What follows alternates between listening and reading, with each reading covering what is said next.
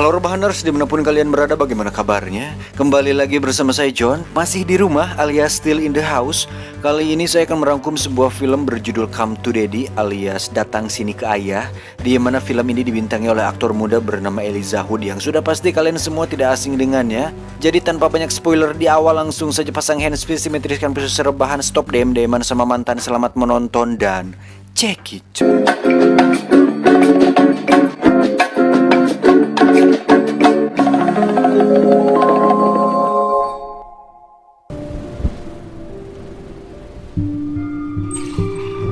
Kisah akan berfokus pada seorang pemuda bernama Norval, di mana dia baru saja turun dari bus untuk menemui sang ayah yang belum ditemuinya sejak kecil. Norval pun berjalan menyusuri hutan dengan pohon-pohon tinggi di sekitarnya. Sampai tiba di pantai, akhirnya kita akan melihat sebuah rumah di teluk, yang mana itu adalah tempat tinggal sang ayah. Saat membuka pintu, akhirnya muncullah sang ayah, di mana Norval mengatakan bahwa dia datang sesuai surat yang dikirim oleh ayahnya tersebut. It's me, Norval. Saat sedang merapikan baju di kamarnya, sang ayah pun mengajak Norval berfoto bersama agar nanti bisa ditunjukkan kepada sang ibu di kota. Oh iya, sedikit catatan bahwa ayah dan ibunya sudah bercerai sejak lama tapi masih berhubungan baik, dan alasan Norval datang ke sini adalah untuk menjalin silaturahmi antar ayah dan anak. Ketika berfoto, sang ayah pun ingin agar dirinya yang mengambil foto. Namun hal yang tak diinginkan terjadi ketika iPhone-nya tak sengaja terjatuh ke bawah, yang membuat iPhone berlapis emasnya hancur dan musnah begitu saja. Entah disengaja atau tidak, namun sang ayah nampak tidak suka dengan kedatangan Norval, yang padahal dia sendirilah yang mengundang Norval untuk datang ke sana. Namun lagi-lagi sang ayah bertindak menyebalkan dengan melempar sebuah daging ke sebuah penggorengan. Saat makan malam, Norval pun bercerita tentang dirinya yang seorang DJ atau disc jockey dan memiliki kenalan orang-orang besar seperti musisi dan lain sebagainya, di mana hal itu sama sekali tidak membuat ayahnya bangga ataupun terkesan, dan justru sang ayah lebih suka cerita perkelahian dibandingkan cerita karir yang membagongkan seperti itu. I once accidentally kicked the guy's ear off. Singkat cerita, esok pun tiba. Norval pun akhirnya jujur dengan sikap ayahnya yang menyebalkan, di mana dia heran kenapa dia mengundangnya jika tidak suka dengan adanya Norval di sana. Dan dengan sedikit rasa menyesal, sang ayah pun meminta maaf karena mungkin dia sudah cukup lama tidak bertemu dengan orang lain atau menerima tamu di rumahnya. Kemudian untuk menyurut emosinya, dia pun mengajak Norval berenang bersama untuk menjalin kedekatan dengannya. He's not how I imagined him. Dan saat berenang, Norval pun ancelup duluan, di mana Norval memejamkan mata sambil menikmati tenangnya air laut. Tapi tiba-tiba, ya, sebuah batu jatuh tepat di samping Norval, yang mana dia melihat sang ayah hanya ngajanteng saja di daratan. Entah dia sengaja atau hanya ingin iseng saja, namun hal itu cukup membahayakan. Merasa sudah tak tahan dengan sikapnya, Norval pun akhirnya kehilangan kesabaran dan mengatakan tentang betapa buruknya sosok sang ayah, di mana dia tega meninggalkan sang ibu dan dirinya waktu itu masih berusia 5 tahun dan pergi begitu saja tanpa ada kabar sedikit pun. Terjadilah perdebatan di antara mereka, di mana sang ayah tetap tidak mau mengalah dan justru mengatakan tentang Norval yang terlalu lemah dan berdandan seperti banci, seolah tak memiliki keberanian dan titit sama sekali. You dress like a woman, yeah? You dress like a cunt. Hal itu pun semakin meruncing tatkala sang ayah pergi ke dapur dan mengambil sebilah pisau daging, di mana emosinya nampak tidak stabil akibat kecanduan alkohol yang dideritanya. Dan tiba-tiba sang ayah pun memegang dadanya lalu terjatuh dan meninggal karena serangan jantung. Nah lo. Norval pun menelepon ibunya untuk memintanya datang, namun sang ibu yang kebetulan sedang berada di luar kota pun menyuruh Norval untuk tenang dan menyelesaikan masalah itu secara mandiri dan secara laki-laki dan sendirian. Apa sih anjing? Balelol gini bangsa. Friday. Okay, I'll see you Friday. Dengan perasaan campur aduk antara rasa bersalah dan masih heran dengan sikapnya, Norval pun melalui malam dengan ngahuleng saja sampai polisi datang untuk memeriksa. Esoknya polisi pun memeriksa jasad sang ayah dan melihat bahwa kematiannya memang murni karena serangan jantung. Kemudian menyuruh Norval untuk menunggu sampai koroner datang untuk menjemput jasad sang ayah. Tak lama koroner pun datang untuk mengambil jasadnya, tapi karena di kota sedang terjadi banjir dan tempat penyimpanan mayat sedang penuh, sang petugas pun akan membawanya sebentar dan menyuntiknya dengan cairan pengawet, lalu akan kembali ke sini dan meminta Norval menjaga jasad sang ayah sampai banjir-banjir di kota benar-benar mereda. He'll be in a black bag. You won't have to look at him. Dan walaupun menolak, mau tidak mau Norval terpaksa harus melakukan itu demi sosok almarhum sang ayah.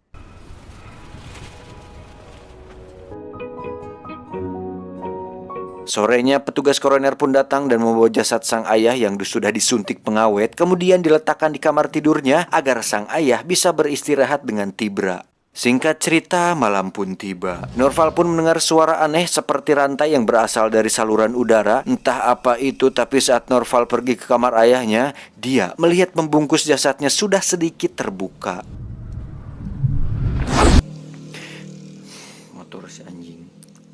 Esok paginya saat Norval sedang tiduran, dia pun melihat sebuah pintu kecil di dinding di mana di situ ada kotak penyimpanan barang-barang lama ayahnya, dan Norval pun menemukan foto-foto masa kecilnya dengan sang ayah yang nampak sangat bahagia.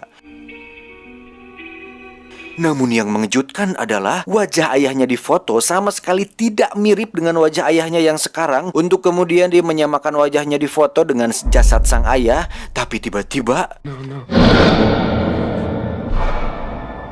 ya, suara itu muncul lagi dengan lebih keras, dan saat Norval mencari sumber suara tersebut, dia pun menemukan sebuah pintu bawah tanah, lalu masuk ke sana untuk memeriksa.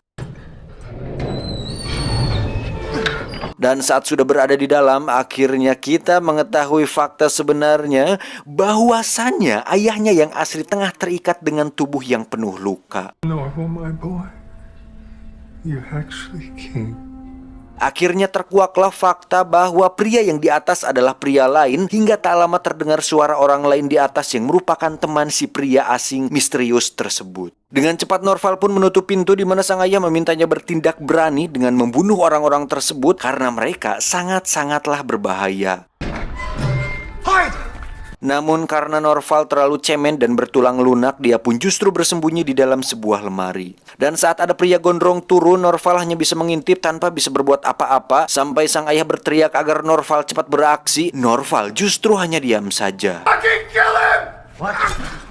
Dan dengan sedikit keberanian, Norval pun menyerang pria gondrong itu. Namun karena tenaganya setara cabe-cabean, Norval pun jatuh dan membiarkan pria gondrong itu kembali ke atas. Bodoh! Kesal karena temannya sudah meninggal, pria gondrong itu pun mengunci pintu bawah tanah dan berjanji akan kembali dengan satu temannya yang lain. Akhirnya sang ayah pun jujur bahwa mereka adalah teman-temannya, di mana dulu mereka melakukan kejahatan bersama dengan menculik seorang anak orang kaya. Namun saat uang tebusan sudah didapatkan, sang ayah mengambil uang itu untuk dirinya sendiri, sehingga membuat si pria gondrong dan teman-temannya yang lain yang serangan jantung itu marah besar. Dan yang mengejutkan adalah semua uang dan kehidupan mewah yang Norval dan ibunya rasakan selama ini tidak lain dan tidak bukan merupakan uang hasil kejahatan yang dilakukan oleh ayahnya tersebut.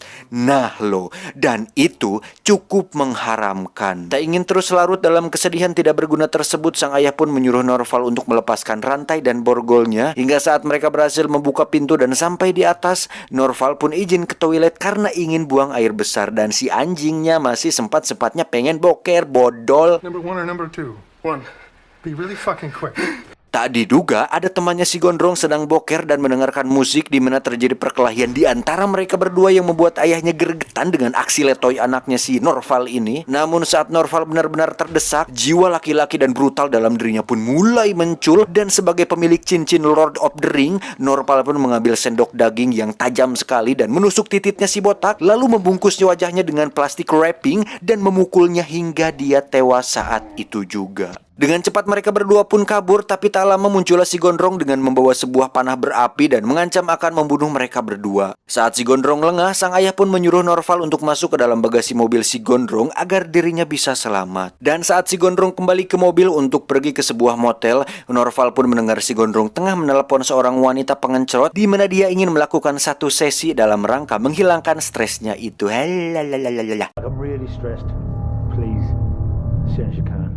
Sampai di hotel, Norval pun menunggu sampai si gondrong masuk ke kamar. Dan setelah dirasa sudah aman, dia pun keluar dan menghampiri si wanita pengencrot tersebut untuk memberitahunya bahwa pelanggannya tersebut merupakan seorang penjahat. Dirasa tak kenal dengan Norval, si wanita pun mengabaikannya dan langsung masuk ke kamar. Dan bukannya langsung membunuh si gondrong atau kembali kepada ayahnya, Norval justru pergi ke resepsionis dan memesan sebuah kamar untuk istirahat.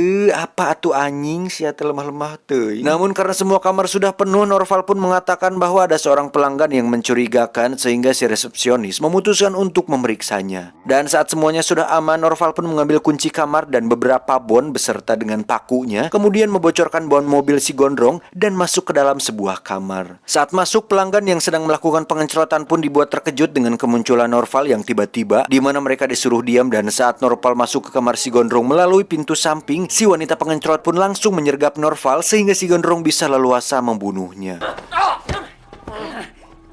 Dengan paku bon yang dibawa Norval, si gondrong pun menikam perut Norval beberapa kali, kemudian menusuk pipinya hingga membuat Norval tak berdaya. Dirasa tidak akan bertahan, si gondrong pun meninggalkannya dan melempar sejumlah uang untuk si wanita pengencrot ini. Setelah si gondrong pergi, tak disangka Norval ternyata masih bisa bertahan, kemudian berjalan keluar dan berniat untuk kembali ke tempat ayahnya. Dan saat sudah berjalan sekitar 1 kilometer jauhnya, Norval pun menemukan mobil si gondrong mengalami kecelakaan parah akibat ban bocor yang sudah dibuatnya tadi, dan melihat si gondrong tengah berjalan tepat di tengah jalan raya. Karena tak tahu apa yang harus dilakukan selanjutnya, Norval pun mengikuti si gondrong, di mana dia melihat kepalanya sudah somplak setengah dan terlihat sangat jelas sekali sebagian otaknya muncul keluar. Dan dengan paku bon yang ada di pipinya, Norval pun melepaskan paku bon tersebut, kemudian dengan santai dan lemah lembut menusuk otak si gondrong hingga dia tewas saat itu juga. Dan setelah semua berakhir, Norval pun melanjutkan perjalanan menuju tempat ayahnya, di mana beliau sudah tewas karena mengalami infeksi akibat luka-lukanya yang sudah berhari-hari tidak diobati. Dan sambil membayangkan kebersamaan dirinya waktu kecil, mereka berdua pun tewas dalam kebahagiaan dan penuh rasa sakit. Tamat ending yang sangat membagongkan.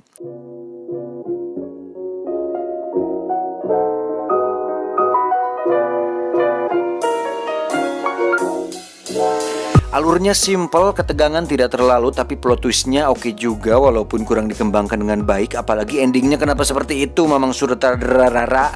Udah bagus-bagus plot twistnya, si ayah sebenarnya bukan ayahnya.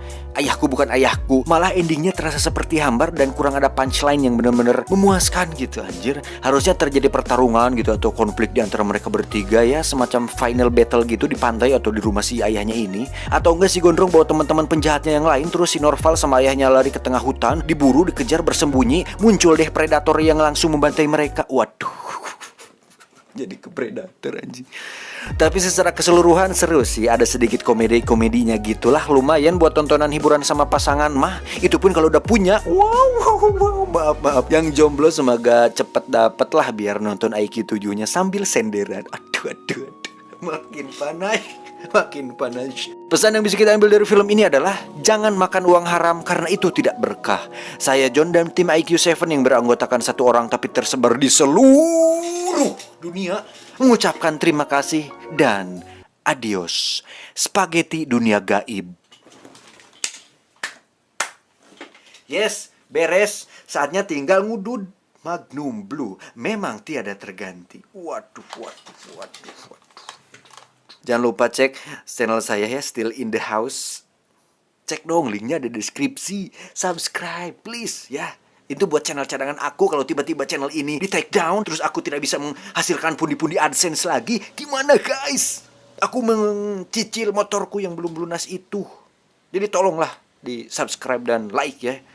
Kalau tidak ada cadangannya saya bisa menjadi depresi guys. Enggak sampai depresi. Sudah biasa hidup susah dan hidup normal seperti ini saja. Dengan kehilangan satu channel tidak membuat saya terlalu bersedih gitu. Tapi amit-amit juga ya, IQ7 udah 2 juta subscriber lebih, tiba-tiba hilang ya, mewek juga. Waduh.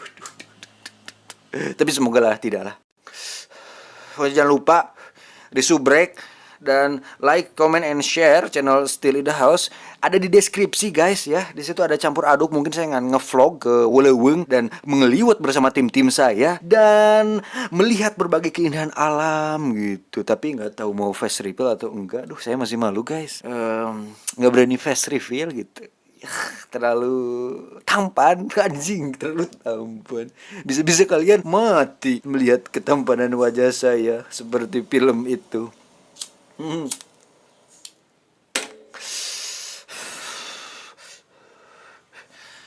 Gak tahu ya, banyak yang nanya saya juga kapan face reveal bang, kapan face reveal. Saya juga bingung gitu. Dulu mah kalau yang subscriber lama mah pasti udah tahu lah wajah saya. Dulu kan sering bikin drama-drama pendek gitu kan. Dulu konten saya itu random, campur aduk. Ada konten ilmiah lah, sulap, berbagai macem. Terus reaksi, karena tidak naik-naik guys. Jadi aku pilih alur film. Dan alhamdulillah gitu, sukses. Yes, pokoknya success is my life and success in my door. Smoking no area, apa doa anjing. Gitulah pokoknya ya. Udah itu dulu ya. Saya nggak tahu lah face reveal kapan. Kalau ada yang nanya, entahlah, mungkin nanti kalau udah ngalahin PewDiePie subscribernya mungkin akan face reveal. Waduh, jauhan anjing. 100 juta itu gila ya. 100 berapa ya?